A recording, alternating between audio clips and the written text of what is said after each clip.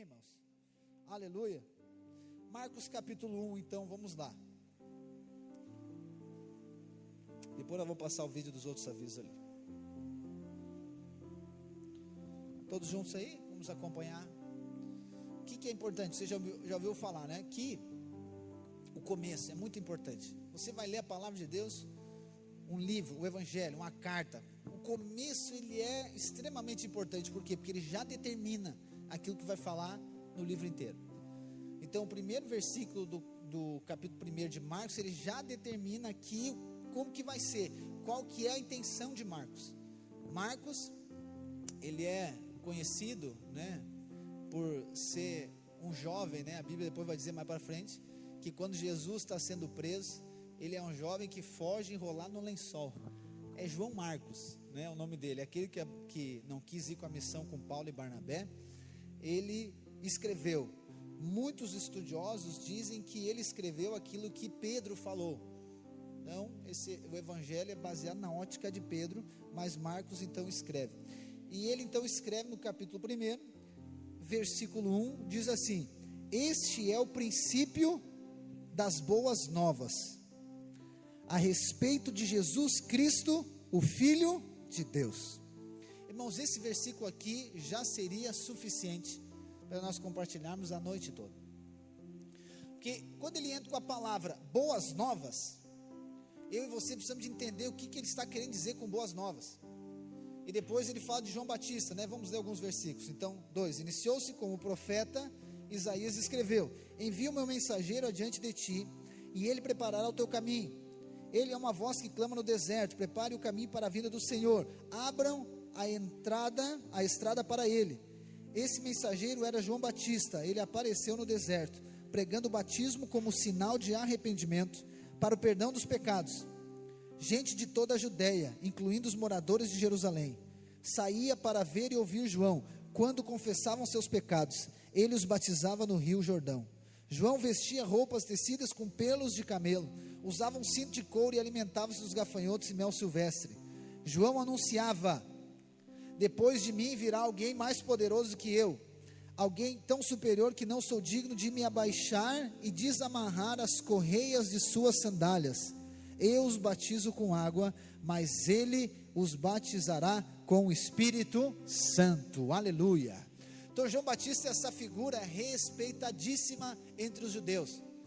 E você conhece a história, você sabe que João Batista, então, ele é primo de Jesus, é filho de Isabel.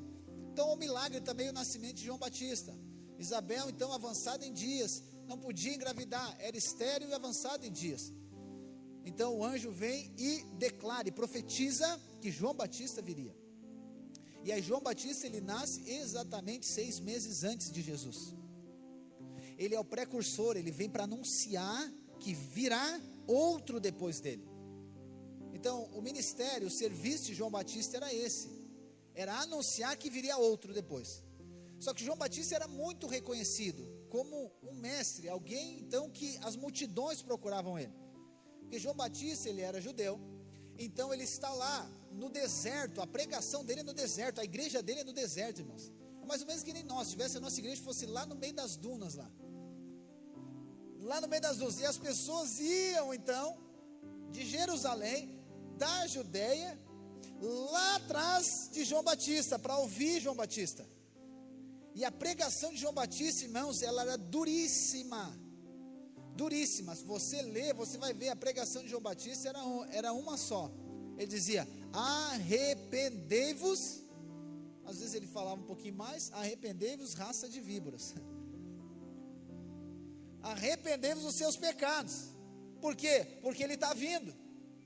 Então a pregação de João Batista era arrependei-vos, arrependimento. O batismo dele era de arrependimento. Então a pessoa ia lá para João Batista, quando ela ia até João Batista, ela estava confessando publicamente que ela estava se arrependendo dos seus pecados. E aí o que João Batista fazia? Ele batizava essa pessoa. Ponto. Só que Marcos então, ele fala de João Batista, mas no versículo 1 nós lemos que esse é o princípio das boas novas. Só que a pregação de João Batista não era as boas novas. Imagine se você chegasse aqui no culto, ou lá no GC, e a pregação fosse uma pessoa vestida como João Batista, comendo mel silvestre, gafanhoto, apontando o dedo na sua cara e dizendo: arrepende-se, raça de víboras, arrepende dos teus pecados, você precisa se arrepender. Qual que seria a sua atitude? Ah, pastor, eu ia embora, eu ia me submeter. Só que agora, João Batista, ele estava anunciando o outro que viria, irmãos. É isso aqui que você precisa entender. Jesus, quando você tem a revelação, é uma experiência sua individual. Quando você tem uma revelação de Jesus, ele inaugura uma nova temporada na sua vida. Quando você tem a revelação de Cristo, inicia algo na sua vida.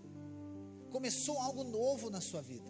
Antes de Jesus é uma perspectiva, depois de Jesus é outra perspectiva. Antes de Jesus, a perspectiva nossa é de quê? É de pecador, que nós somos pecadores, que Deus está irado conosco. Isso está errado? Não está errado, isso está correto diante das Escrituras, e era a pregação de João Batista. Deus está irado, porque vocês pecaram, vocês estão pecando, vocês estão fazendo tudo errado, você precisa se arrepender. Então essa é antes de Jesus. Só que quando vem Jesus, ele vem pregando o quê? As boas novas. Mas o que é essas boas novas, pastor? As boas novas, ele está falando a respeito dele. Porque eu falar para você que você é um pecador, ou que você peca, a pergunta é: isso vai resolver muita coisa? Não vai resolver muita coisa. Por quê? Eu não estou oferecendo provisão para você. Estou dando um diagnóstico para você. O diagnóstico é esse. É mesmo que você vai no médico, mas tá com isso aqui, ponto, não tem. E aí, o que você vai fazer agora? Só que agora, quando vem a graça, quando vem as boas novas, é aí que Marcos diz: no princípio, no começo, o início, o princípio das boas novas. Então as boas novas, elas vêm a partir de uma mensagem de arrependimento, vem de João Batista. Então vem essa mensagem primeiro, que nós somos pecadores, mas depois dessa mensagem vem a mensagem de quê? De boas novas. As boas novas quer dizer que Deus nos perdoou por intermédio de Cristo Jesus. Então ela não diz que você é um pecador simplesmente, ela diz que há perdão para os seus pecados. A mensagem das boas novas diz que existe provisão para o seu pecado, existe provisão para a sua necessidade, existe provisão, existe uma boa notícia. Ou seja, Jesus veio trazer uma boa notícia, a notícia de que Deus, ele não está irado com você. Por quê? Porque a ira de Deus já foi derramada em Cristo Jesus, e ponto. Só que agora, a partir disso, precisa de mudar a nossa perspectiva, irmãos. Eu sei que é desafiador, mas é o Espírito que nos traz revelação. A nossa perspectiva não pode permanecer de condenação. Então, por exemplo, alguma coisa aconteceu errado, é porque eu fiz alguma coisa errada, alguém fez uma coisa errada e a culpa é minha, e ponto. E aí eu fico na condenação. Nós precisamos de entender que Cristo Jesus, quem está, Romanos 8, né? Não há mais condenação para aqueles que estão em Cristo Jesus. Então a questão agora de perspectiva, pastor, mas isso é tão simples, irmãos, mas é o fundamento. É o fundamento. Mas eu vou tornar isso mais aplicável na sua vida. Pastor, eu não tenho enfermidade, eu não tenho problema financeiro, para mim está tudo certo. Amém, ora por mim depois então. Não, mas olha só, é a sua perspectiva. Por exemplo, quantos são pais aqui, pais e mães? Levanta a mão. Tem uns quantos que eu ia dizer, quem são pais de 3 aqui? Eu já vi uns 4 ou 5 aqui no meu. Lá, o Adriano também. Lá. Imagine se Deus dissesse para você hoje que você vai ter mais um filho. Você já tem 3, você vai ter mais um. O que tu acha, Adriano? E aí, Lucas? Já se levantou, o Lucas já se mexeu ali. Não sei. E tu ia pensar o que? Meu Deus, de novo, tudo de novo. E a fralda subiu o preço. E se não mamar no peito, vai ter que comprar a fórmula de novo. E está 50 e poucos reais a lata. E uma lata dura 2 dias. Pô, estou quebrado. Qual que é a perspectiva? De graça? Não, isso aqui que é perspectiva de lei, de João Batista. Porque a minha perspectiva sempre é no quê? Não na provisão, a minha perspectiva sempre é na necessidade. Só que você precisa entender que quando Cristo veio, Ele veio trazer uma boa notícia. Que boa notícia? Que tem provisão para todas as nossas necessidades. Viu que começou a complicar? O que era simples começa a complicar. Mas é uma coisa tão simples, sim, mas ela precisa ser prática, ela precisa ser diária, precisa ser aplicável, é muito melhor eu e você permanecermos nessa perspectiva aqui, de arrependimento, de raça de víbora. Aí quando Deus me desafia a algo, né, que nem agora, nós estamos fazendo inscrição no DNA, qual que é a maior justificativa da pessoa? Não tem dinheiro, ponto, ele não teve a perspectiva nem de Cristo, da graça de Deus. Deus desafia ele a fazer alguma coisa, não, mas não dá, não tem dinheiro, não consigo. Não, você precisa olhar com a perspectiva de Cristo, das boas novas, da graça de Deus, irmãos. E ele diz então, o princípio das boas novas, a respeito de Jesus Cristo, o Filho de Deus. E ele enfatiza Jesus Cristo, o Filho de Deus. Então aqui ele traz um aspecto de autoridade, irmãos. O maior título que uma pessoa pode ter, isso que irrita tanto os religiosos, é que Jesus dizia, eu sou o Filho de Deus. Porque isso é uma autoridade. Ele dizia, mas como que você vai dizer que é filho de Deus? Como que você vai blasfemar desse jeito? Como que alguém vai dizer isso? Mas Jesus Cristo é o Filho de Deus. Ele tem autoridade sobre todas as coisas. A ponto de João Batista dizer assim, só um pouquinho, vai vir alguém que é maior, mais poderoso que eu. Muito mais poderoso que eu. Alguém tão superior, que eu não sou digno de me abaixar e desamarrar as correias de suas sandálias. Então, quem abaixava e desamarrava a correia de sandália? Era um servo, era um escravo que fazia isso. O papel do servo, do escravo era isso, ele andava com a sandália, enfim, do senhor dele ou do mestre dele. Então tinha que botar a sandália, ele que botava, tinha que amarrar, ele que amarrava, tinha que tirar, ele que tirava, é isso que fazia. Só que João está dizendo, eu não sou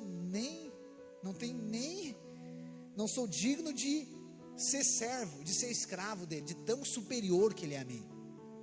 Então é só para nós medirmos agora o tamanho de um e de outro. Se a perspectiva da demanda da lei ela é grande, muito mais é da graça de Deus, muito mais superior. Se o pecado ele teve um impacto, muito mais a graça de Deus teve. Se a condenação teve um impacto, muito mais o perdão de Deus tem. Se a demanda é alta, muito maior é a provisão de Deus para todas as coisas. Então a nossa perspectiva precisa ser de provisão. E aí João está dizendo, eu batizo com água. Ou seja, o meu batismo é só de arrependimento. Meu batismo é somente para a pessoa declarar que ela é pecadora, mas o batismo dele é diferente. Ele vai batizar diferente. Quando você é batizar no nome de Jesus, você não está só declarando arrependimento, você está recebendo o Espírito Santo. Você está se tornando uma nova criação, você se está tornando uma nova criatura. Então você não está só declarando que está se arrependendo, você está recebendo uma nova natureza, você está recebendo uma nova identidade, porque aqueles que estão em Cristo, tudo se fez novo, nova criação é. Então eu e você precisamos de sempre estar com essa perspectiva, ou melhor, com esses fundamentos corretos, para nós agora percebemos as circunstâncias que nós estamos enfrentando. Então quando você estiver diante de uma enfermidade, você vai definir qual perspectiva que você vai olhar. Quando você está diante de um desafio financeiro, você vai decidir qual perspectiva você vai olhar, a de João Batista ou a de Jesus. Quando você estiver diante lá, uma crise do seu casamento, você vai olhar sobre a perspectiva de João Batista ou a de Jesus. A de João Batista, ela sempre vai dizer para você, sim, você precisa se arrepender, porque você errou. Mas a de Jesus, ela traz a provisão para todas as coisas. ela traz a provisão para todas as nossas necessidades, irmãos. Então Jesus trouxe as boas novas, Jesus trouxe a mensagem, Jesus veio trazer a mensagem de graça, de perdão, de amor de Deus, de favor de Deus. É isso que tem que estar inculcado dentro de nós. Eu sei que talvez você queria chegar aqui e ouvir uma palavra dura. Às vezes as pessoas falam isso para mim: pastor, mas eu acho que tem que ser um pouco mais duro. Irmãos, eu não sei o que é mais duro do que a mensagem da graça, porque ela nos coloca numa condição de totalmente impossibilidade. Eu não consigo fazer nada, eu não posso fazer nada, eu só posso crer nele. Na mente das pessoas é o quê? Que essa mensagem, então ela é um evangelho, sei lá, macio, leve, então não precisa fazer nada. Não, não é, não precisa fazer nada, não deve fazer nada, e nada que eu faça é aceito. Eu preciso anular tudo que eu faço, porque é somente o que ele faz que me torna aceito por Deus. Então quando eu estou na lei, ou seja, quando eu estou nessa perspectiva de fazer algo para agradar a Deus, então é sobre o que eu faço, não é sobre o que Deus fez. Então não é a boa notícia, a boa nova não é de Deus, a boa nova é minha.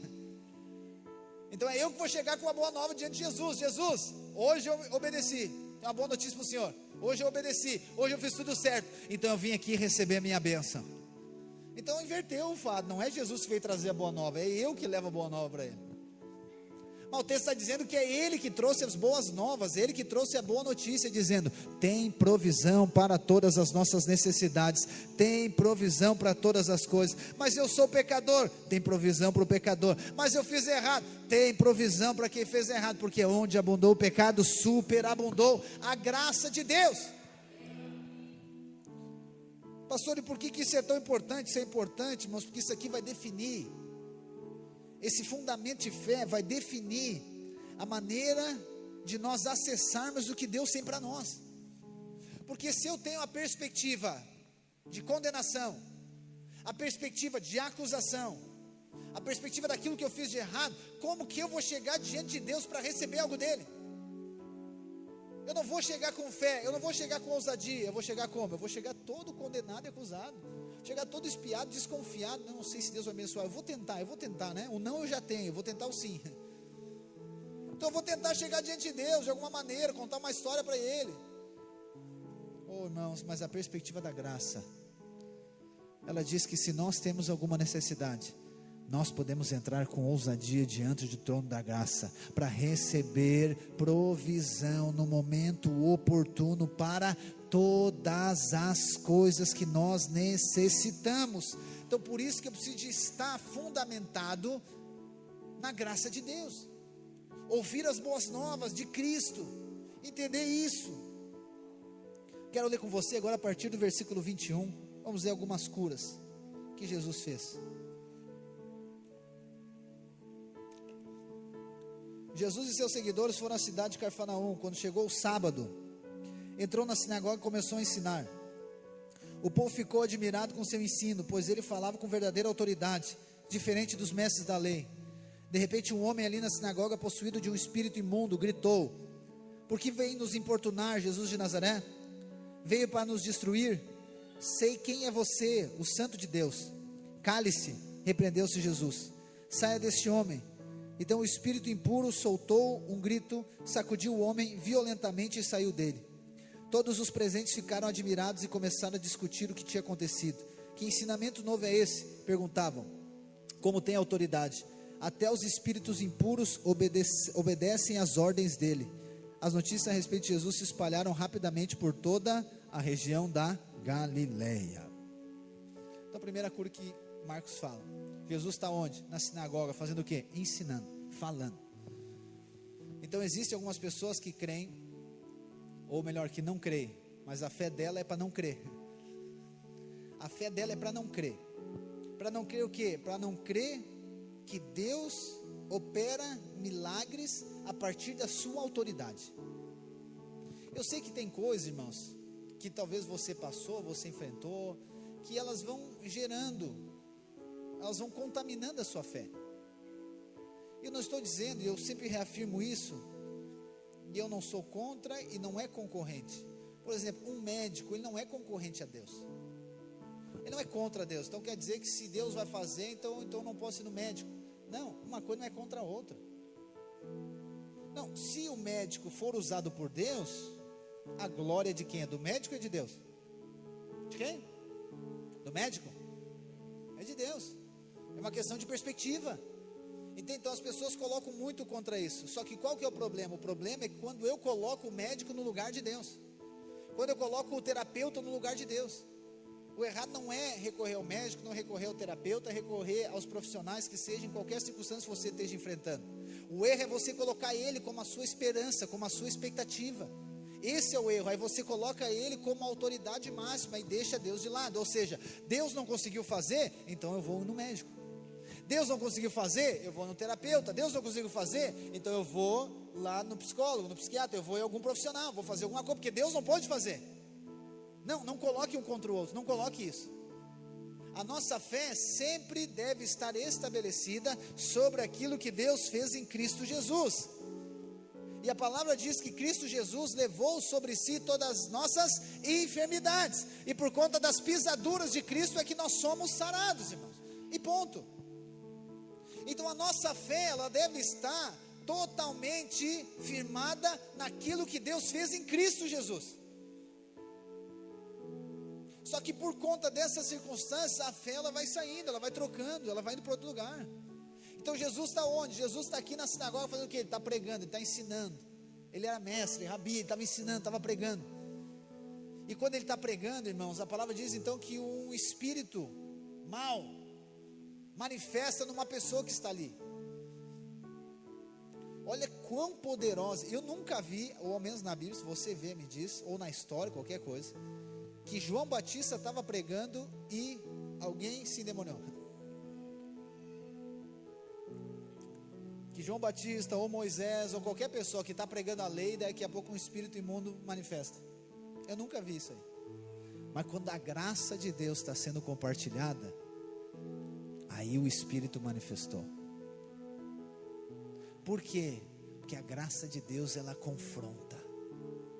E aí que você sabe um pouco da história, você conhece o contexto cultural, eu tenho falado para você nas últimas semanas. Em relação aos judeus. Os judeus tinham por característica o quê? O mérito naquilo que eles faziam. Então a confiança era naquilo que eles faziam, naquilo que eles produziam. Então Jesus aqui está na sinagoga, que é então esse lugar da religião judaica, pregando o quê? A graça de Deus. Ele está falando da graça. E o que a graça faz? A graça, ela confronta o mérito. A graça confronta o mérito, direto. Se tem algo que ofende o mérito, é a graça de Deus. Não é a lei que ofende o mérito. A lei gera mais mérito. A graça confronta o mérito. Então a graça vai dizer o quê? Que eu e você não merecemos nada, mas Deus decidiu nos abençoar por conta da bondade dele. Então quando a graça é compartilhada, o que vai acontecer conosco? Nós vamos ficar endemoniados. Não, estou brincando. Nós vamos ficar ofendidos. Vai ficar ofendido. Eu lembro muitos anos atrás, eu fui orar para uma pessoa. Era uma senhora, ela tinha um problema no joelho. E eu disse, nós estava orando algumas pessoas, eu fui orar por ela e eu disse, posso orar para a senhora, o que a senhora tem? Não, eu tenho um problema no joelho. Tá, então eu vou orar. Ela disse, não. Isso é por quê? Não, isso aí, já orei, já fiz, já tudo. Não, isso aqui é um espinho na carne de Paulo em mim, então nem adianta orar. Aquilo parecia que entrou um gelo no meu coração. Eu disse, meu Deus, que incredulidade. Só que o detalhe, ela era crente. Não era ímpia, era crente. Então um crente está dizendo para mim que não adianta orar. Pá, ali foi o convite para se desviar, né? Se eu tivesse meio balançado, eu acho que eu ia. Por quê? O que está por trás daquela fala dela? Ela está dizendo assim, não, eu já fiz tudo o que podia fazer e Deus não fez nada, então não adianta tu fazer. A fé dela estava no quê? Na graça de Deus? A fé dela estava naquilo que ela fez. E aí eu quero dizer para você, não há possibilidade de milagre acontecer quando a pessoa está confiada em si. Porque o milagre é para quem não merece. O milagre é para quem não merece. Pastor, mas eu fiz algo. Pode ter feito, mas não é o seu mérito que conduziu você a um milagre. É o que Deus fez. Irmãos, isso aqui é tão simples, é tão profundo, é tão confrontador. Porque que nós queremos? Às vezes algumas pessoas vão dar testemunho, eu acho interessante. Esses dias até uma pessoa mandou um vídeo para mim. Não sei se eu falo isso, eu falo. Eu não vou falar quem é também. Claro que eu não vou. Ela mandou um vídeo para mim, como crítica daquilo que nós fizemos, de incentivar os irmãos a testemunhar. Ele mandou um vídeo para mim, de um pastor, de uma coisa lá que ele crê, e mandou para mim, e só mandou o vídeo assim. E aí eu olhei o vídeo e digo, Deus, revela a tua graça para o teu servo, para mim no caso, né? Ele quis dizer que a pessoa, quando ela vem dar um testemunho, nós tivemos aqui muitos testemunhos, e temos aí no vídeo, né? A pessoa vem aqui, irmãos, eu coloquei um alvo nas minhas primícias, é porque ele não gosta disso, dessas coisas. Alvo das minhas primícias, que era um carro, e Deus me abençoou com o carro, e nós viemos aqui e aplaudimos. O que ele quer dizer? O que ele quis dizer para mim através do vídeo dele? Que isso aqui é algo antibíblico, que na verdade nós estamos o quê? A gente está exaltando a pessoa, não a Deus. Eu não respondi ele, claro que não, só fiz só um certinho para ele. Mas um dia eu vou conversar pessoalmente com esse irmão e vou orar por ele, abençoar ele, ensinar ele. Mas eu vejo que muitas pessoas, às vezes, no seu testemunho, você não deve ficar agora melindroso quanto a testemunhar, mas você sempre tem que glorificar a Deus em todas as coisas. Então tem pessoas às vezes que ele vai testemunhar, e numa conversa, não estou falando uma gravação de vídeo, ele diz assim, pastor, eu era honesto até antes de Jesus. Eu digo, não, cara, não entendeu nada, ele não tem que falar sobre o que ele é, ele tem que falar sobre o que Jesus fez. Pastor, assim, eu abri minha empresa lá, mas, pastor, sofri muito. Nossa, sofri muito e fiz, e aconteci, me bati, arrumei dinheiro emprestado, depois paguei, depois devolvi, depois peguei mais, peguei de AJ, paguei juro, e não sei o que, estourei os cartões, fiz aquele outro, assim, mas Deus fez no final. Nossa, Ele fez tudo, e daí fechar a frase e diz, mas a glória é de Deus. Não, mas só um pouquinho. Irmãos, a tentação nossa é sempre participar no sentido de ganhar glória daquilo que Deus fez. Porque eu sei que pode parecer simples, e você não vai assumir isso, com certeza, agora, diante de mim. É desafiador demais crer e exaltar unicamente a Cristo. É muito desafiador, porque sempre tem uma beirada de mérito nosso, ou de demérito nosso. Sempre nós tentamos incluir diante das circunstâncias. Então, por exemplo, nós estamos diante de uma pessoa endemoniada. Jesus foi lá e fez o quê? Irmãos, muito prático, eu acho muito legal isso aqui. Jesus foi lá, mandou ele ficar quieto, expulsou o demônio, e pronto, o demônio ainda se bateu, o cara convulsionou e ficou curado, e pronto. Então a graça de Deus, ela vai fazer o quê? A graça de Deus, ela vai nos confrontar. A graça de Deus vai confrontar todo pensamento de mérito, todo pensamento de tentar justificar o que aconteceu, o que não aconteceu, daquilo que nós fizemos. A gente quer mostrar primeiro as nossas forças e depois a gente mostra as nossas fraquezas, mas a tentativa é de convencer a Deus ou qualquer outra pessoa que não tem como acontecer nada, não tem como aquilo acontecer. Por quê? Porque eu confio mais no que eu faço, ou mais no que eu não faço, do que naquilo que Deus fez em Cristo Jesus. É desafiador demais, irmãos, crer. É desafiador demais crer. Por isso que só o Espírito Santo pode gerar fé genuína no nosso coração. É desafiador demais eu crer. Seria algo tão simples, né? Por exemplo, em Mateus nós lemos, diz que eu e você precisamos ser como uma criança. Não é chupar bico, comer traquinas e tomar todinho. Não é isso que ele está dizendo a palavra. Nós temos que ser como uma criança. Com uma criança, a criança é espontânea. Para a criança tudo é fácil, não viu? As crianças lá em casa são assim: pai, tu compra um chocolate? Sim. Aí veio outro, pai, tu compra um carrinho de bebê, Sara? Sim. Ah, pai, tu compra uma bolacha? Sim. Aí daqui a pouco eles falam, pai, tu compra não sei o que? Sim, o pai compra tudo. O pai vai comprar o mercado todo, pode ficar tranquilo. Então para eles é muito simples chegar e pedir. Pai, tu pega isso, tu faz aquilo. Aí eu, pai, tu imagina se nós fizéssemos uma pizza hoje? Aí tu imagina se nós fôssemos fazer tal coisa. Então eu fico espantado com essa espontaneidade deles. É muito fácil, tu olha e meu Deus, é o fantástico mundo de Bob mesmo para eles, né? Vivendo ali, parece que para eles é tão simples. Só que a palavra de Deus diz que se eu e você não tivermos a atitude, é isso aqui que ele está falando, essa coisa espontânea, essa questão de dependência, essa questão de fé, de crer que o Pai vai fazer, ou melhor, que o Pai já fez, que tem provisão no Pai, nós não vamos conseguir desfrutar do reino, irmãos. Só que o desafio é isso, o desafio é nós cremos uma maneira de dependermos de Deus, porque a gente sempre quer uma questão de mérito. Depois disso tem uma outra cura, versículo 29, vamos ler. Depois que Jesus saiu da sinagoga com Tiago e João, foram à casa de Simão e André. A sogra de Simão estava na cama, com febre. Imediatamente falaram ao seu respeito para Jesus. Ele foi até ela, tomou pela mão e ajudou a levantar-se. E a febre a deixou, e ela passou a servi-los. Ao entardecer, depois que o sol se pôs, trouxeram a Jesus muitos enfermos e possuídos por demônios. Toda a cidade se reuniu à porta da casa para observar. Então Jesus curou muitas pessoas que sofriam de diversas enfermidades e expulsou muitos demônios. Não permitia, porém, que os demônios falassem, pois sabiam quem ele era. Agora Jesus continua, né? A primeira cura foi no sábado, ele continua curando no sábado. E a lei diz que não podia fazer nada no sábado. Ele cura a sogra de Pedro. E o que é impressionante é o que acontece, né? Diz que ele cura, ela tinha uma febre, possivelmente não era febre por febre, teria uma outra doença, mas ele cura, e a palavra diz que imediatamente ela começa a servir eles. Olha só que poderoso.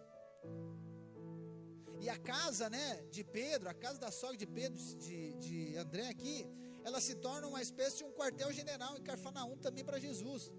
Eles usam a casa dela como uma ponte mesmo.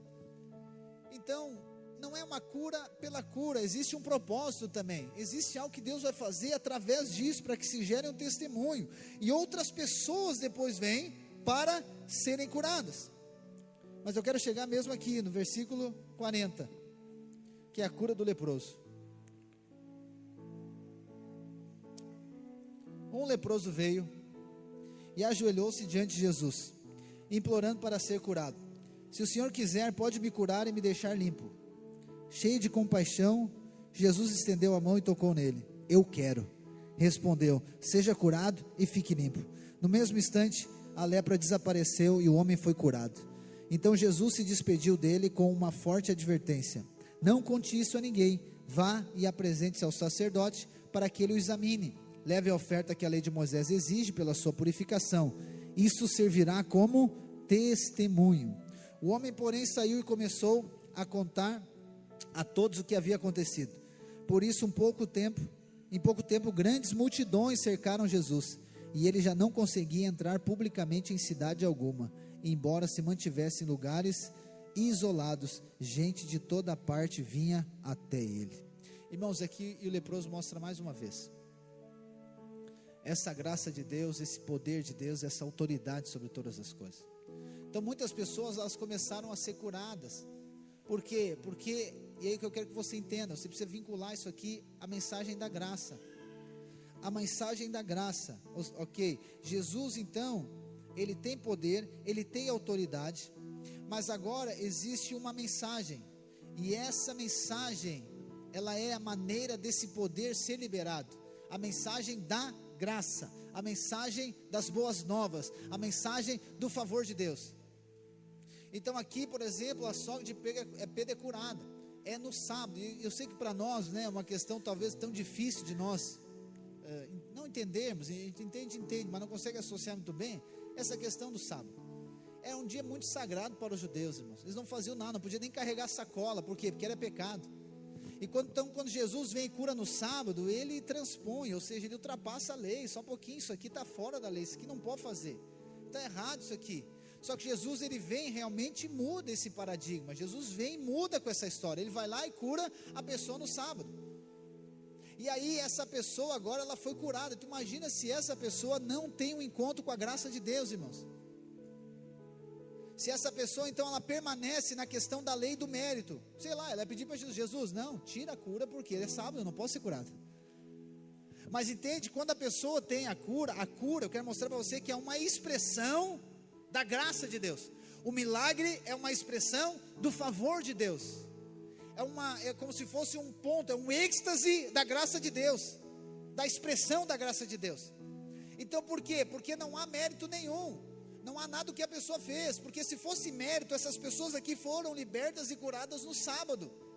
Então elas não fizeram algo, não, elas não fizeram, Jesus quebrou com essa pegada da conduta, Jesus vem e cura no sábado, e essa pessoa então imediatamente começa a servir, e aí já é a resposta da cura. Só que o leproso é fantástico, que a lepra, né, depois se você quiser ler em casa, o livro de Levítico, capítulo 13 e 14, vai mostrar ali como que tem que agir com a pessoa antes da lepra e depois da lepra. Todos os rituais ali apontam para Jesus. Só que o leproso, como que era o estilo de vida dele? O estilo de vida do leproso, ele não podia se aproximar de pessoas. Por vezes ele não podia nem entrar nas cidades. Se ele entrasse na cidade e tivesse pessoas próximas, ele tinha que gritar, ou tentar gritar, impuro, impuro, impuro, para as pessoas não se aproximar dele. E se ele não gritasse, alguma pessoa perto percebia que era um leproso, porque era visível, né? A questão do cheiro, a aparência, era visível isso. Se uma pessoa via, essa pessoa começava a gritar, leproso, leproso, impuro também. Então era uma pessoa que não tinha uma vida social, uma pessoa que não tinha relacionamento. Só que o texto diz que esse leproso veio e ajoelhou-se diante de Jesus, irmãos. Só um pouquinho, o cara não pode chegar perto de ninguém. Mas diz que ele veio, se ajoelhou e implorou diante de Jesus. Eu imagino que isso aqui não foi simplesmente, ele viu Jesus e saiu correndo. Eu imagino que o testemunho das curas já tinha chegado a ele. Eu imagino que ele tinha ouvido alguma coisa sobre a graça de Deus.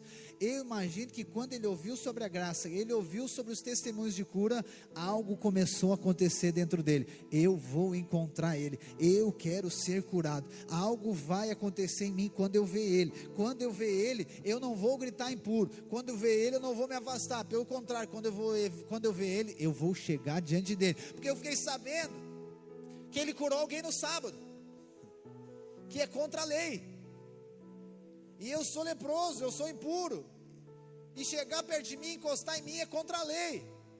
Então agora eu conheci alguém realmente, ou melhor, ouvi falar de alguém realmente, que não se importa com a lei, que é alguém que excede a lei, é alguém que realmente está preocupado com a necessidade das pessoas. Então quando ele viu Jesus, eu imagino que ele foi correndo, e se ajoelhou e disse, Jesus, se tu quiser, tu pode me curar.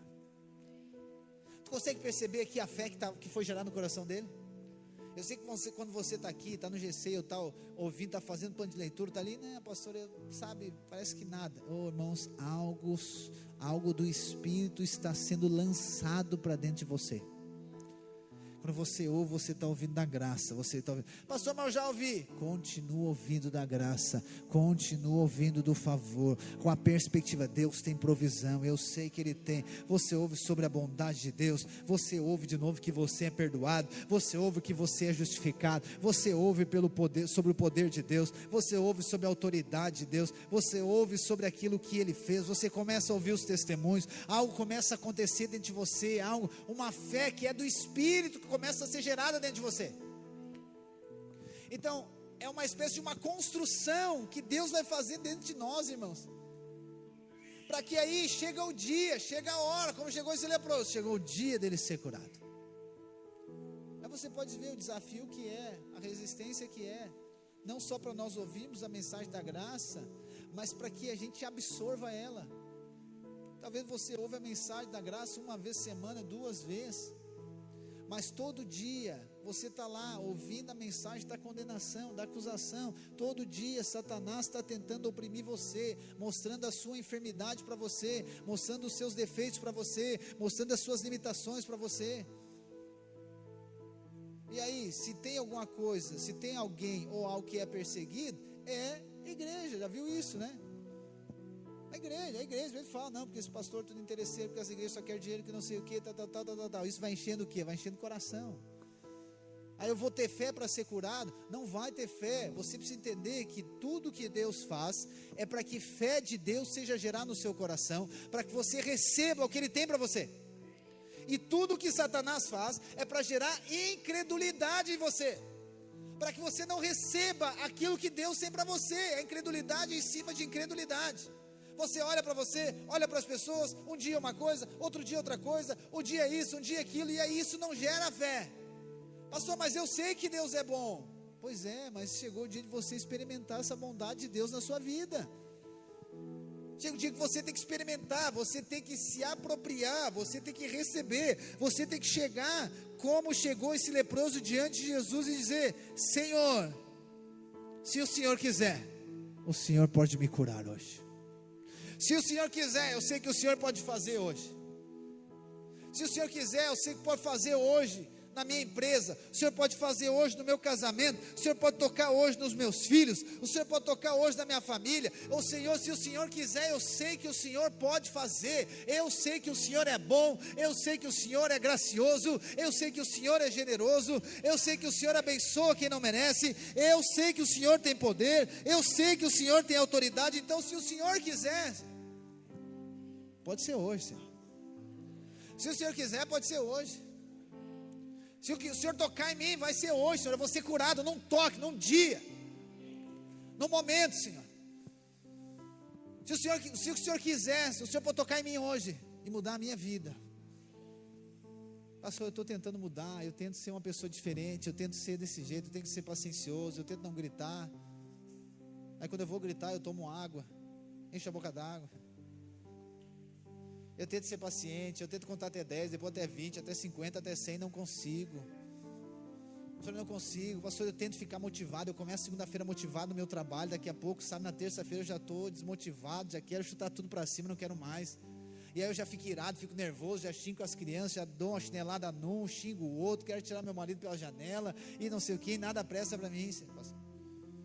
E só que o problema sou eu, pastor, eu sou o problema. Ok, mas se você crer, Deus pode tocar em você e isso ser mudado agora. Não, pastor, mas tem coisa que é tempo, né? Tem coisa que é tempo. Tem coisa que é tempo, mas ela acontece na hora. Acontece na hora. Você precisa de crer na autoridade do nome de Jesus. Você precisa crer no nome dEle. É interessante que Jesus, irmãos, quando nós chegamos diante de Jesus, como Ele chegou, demonstrando a nossa fé. É interessante isso aqui, Ele não chegou dizendo: Jesus, eu sou leproso, não tem ninguém por mim, não tem casa, não tem família, não tem nada. Ele não chegou fazendo uma lamúria para Jesus. Ele diz: Jesus, se tu quiser me curar, tu podes. Lembra que eu falei da perspectiva da necessidade e da provisão? Ele diz: eu sei que tu tem a provisão, Jesus. Olha, isso aqui é a perspectiva da graça. É isso que eu estou tentando falar para você desde o início. Eu não chego diante de Deus com a perspectiva da necessidade, eu chego diante de Deus com a perspectiva da provisão. Então nem falo da minha necessidade, eu falo: Jesus, tu tem a provisão, se o Senhor quiser, o Senhor vai fazer. Talvez a sua oração é 90% falando da necessidade e 10% crendo na provisão. Não, muda. É crer na provisão, é declarar a provisão. Eu sei que o Senhor tem provisão, eu sei que o Senhor é bom, eu sei que o Senhor quiser fazer, o Senhor vai fazer. O Senhor pode me deixar limpo, o Senhor pode me curar. E aí os olhos de Jesus aqui falam, né? Cheios de compaixão. Uau, irmãos. Jesus, cheio de compaixão, estendeu a mão e fez o quê? Tocou nele. Mais uma vez ele quebrou a lei. Não pode tocar. Não pode tocar, não pode tocar em leproso, não pode. Jesus foi lá e tocou nele. E Jesus respondeu: eu quero. Depois de tocar, Jesus tocou e disse para ele: eu quero, fique limpo. Pastor, eu não sei se Deus quer me curar. Ele está dizendo para você: eu quero.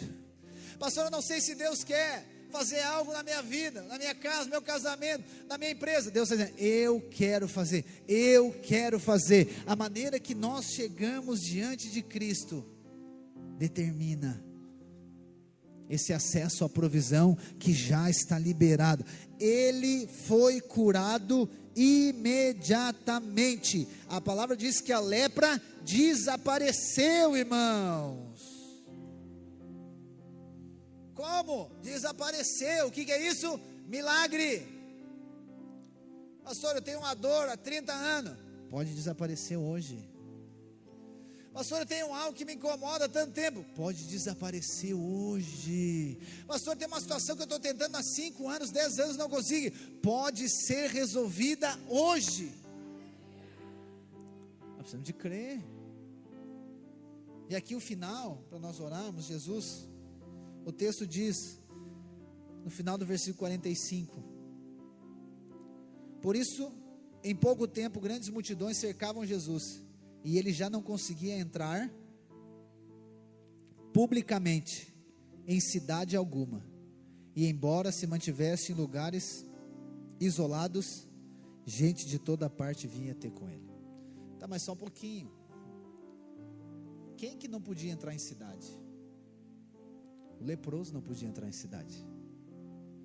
Só que agora inverteu o jogo. O leproso entrou na cidade, e Jesus não pode mais entrar na cidade.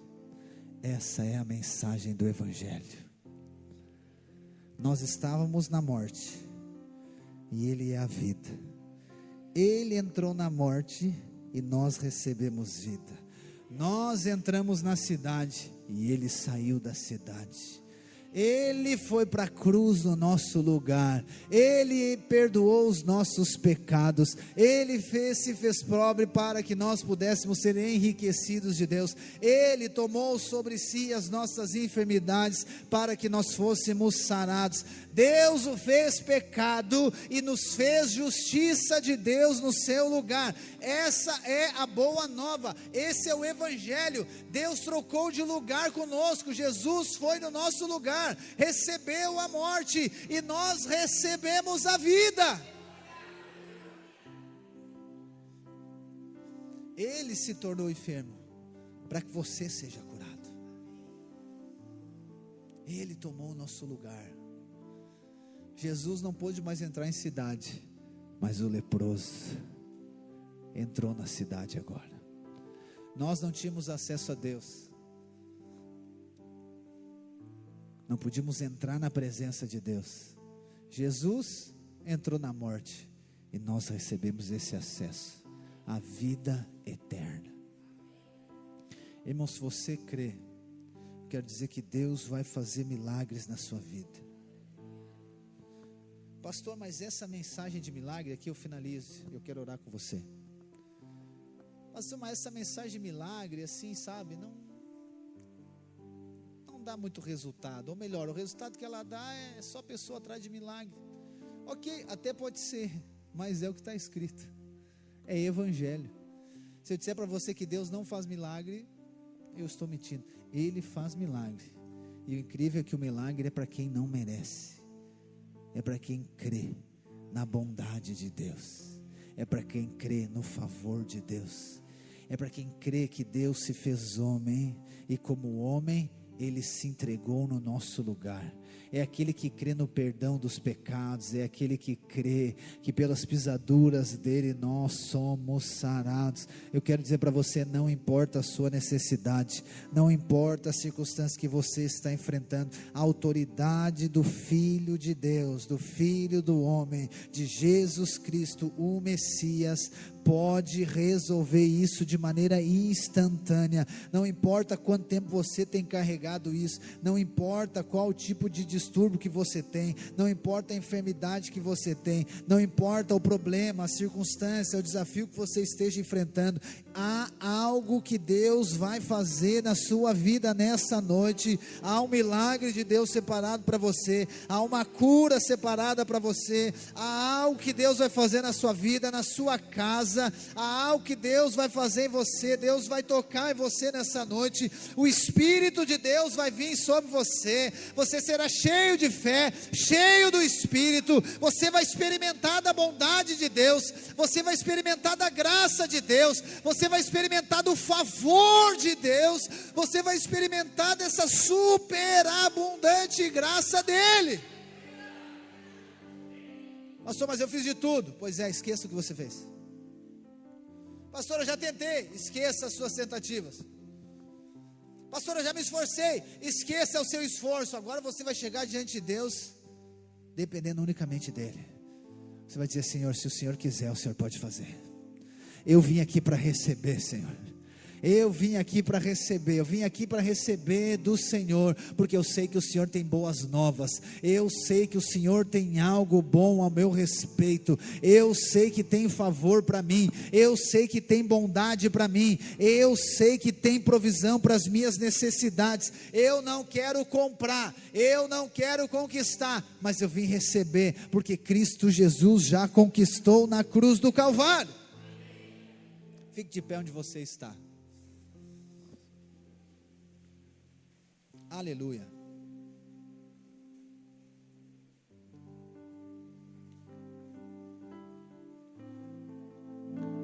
Feche os seus olhos.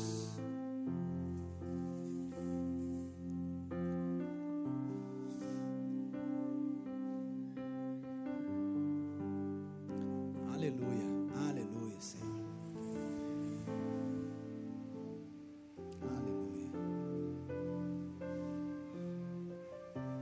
Espírito Santo de Deus, nós cremos e dependemos de Ti, Senhor. Nesta noite,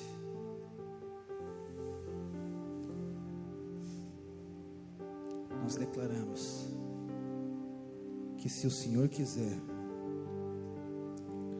o Senhor pode fazer. Nós dependemos de Ti, não de nós. Nós dependemos da Tua graça, nós dependemos do milagre do Senhor. Nós não iremos conquistar, nós não queremos olhar para as nossas obras, mas nós queremos desfrutar daquilo que o Senhor fez. Senhor, nessa hora, coloca os meus irmãos aqui diante de Ti. Nós apresentamos-nos diante do Senhor, mas viemos para receber a provisão que está liberada para nós.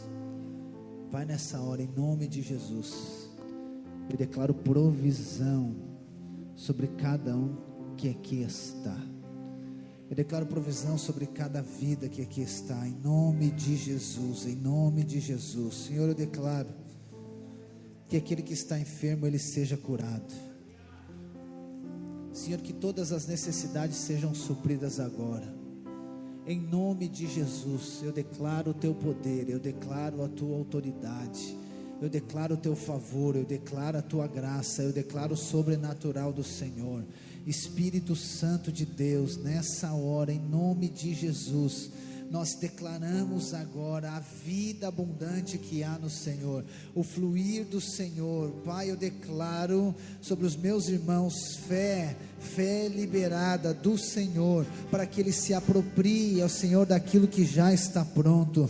Senhor, nós chegamos diante de Ti com a nossa necessidade, mas viemos buscar a provisão. Eu declaro em nome de Jesus, provisão sobre cada um que aqui está. Eu declaro provisão provisão sobre cada vida que aqui está, seja cura, seja financeira, seja sobre o casamento, seja sobre a família, sobre os negócios, em nome de Jesus, em nome de Jesus. Eu creio e declaro o teu poder, a tua autoridade, o sobrenatural do Senhor. Eu declaro o teu Espírito movendo, eu declaro o teu Espírito fluindo. Eu declaro nessa hora, Deus, a tua autoridade, o teu poder. Senhor, nós chegamos diante de ti, na tua presença, para receber a provisão, para todas as necessidades, receber o nosso